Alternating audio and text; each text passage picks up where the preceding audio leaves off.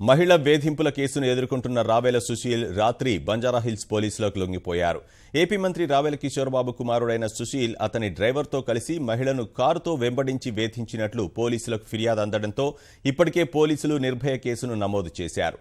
శనివారం రాత్రి వివిధ నాటకీయ పరిణామాల మధ్య సుశీల్ స్వయంగా బంజారాహిల్స్ పోలీసులకు లొంగిపోయాడు.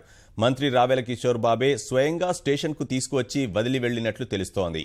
అంతకుముందు సుశీల్ బెయిల్ కోసం న్యాయవాదులతో పాటు హైదరాబాద్ నగర తెదేపా నాయకుడు పోలీసులను సంప్రదించారు. ఇప్పటికే నిందితులిద్దరిపై నిర్భయ కేసు నమోదు చేయడం వల్ల స్టేషన్ బెయిల్ సాధ్యం కాదని పోలీసులు తేల్చి చెప్పారు.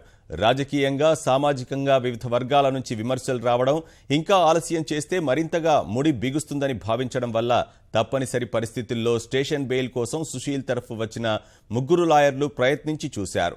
అది సాధ్యం కాకపోవడంతో తన డ్రైవర్ సహా సుశీల్ పోలీసులకు రాత్రి 1 గంట సమయంలో లొంగిపోయారు.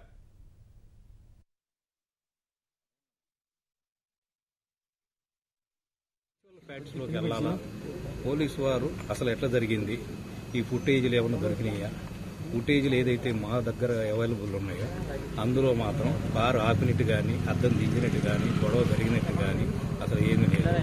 అయితే ఏదైనా వాళ్ళ దగ్గర ఎవిడెన్స్ ఉంటే ఫ్యాక్ట్లోకి వెళ్ళి ఎవరు తప్పు చేస్తే వాళ్ళ మీద ఫర్మ్గా యాక్ట్ చేయాలని మేము డెఫినెట్గా కోరుతున్నాము. ఈ బాబు MBA చదువుతున్నాడు, ఒక స్టూడెంట్ మీద ఒక కనీసం ఒక గోరు కూడా తగలకుండా ఒక చిన్న ఇన్సిడెంట్ని ఆధారంగా చేసుకొని నిర్భయ లాంటి కేసుని మిస్యూజ్ చేయడం అనేది కొంచెం ఇబ్బందికరమైన విషయం.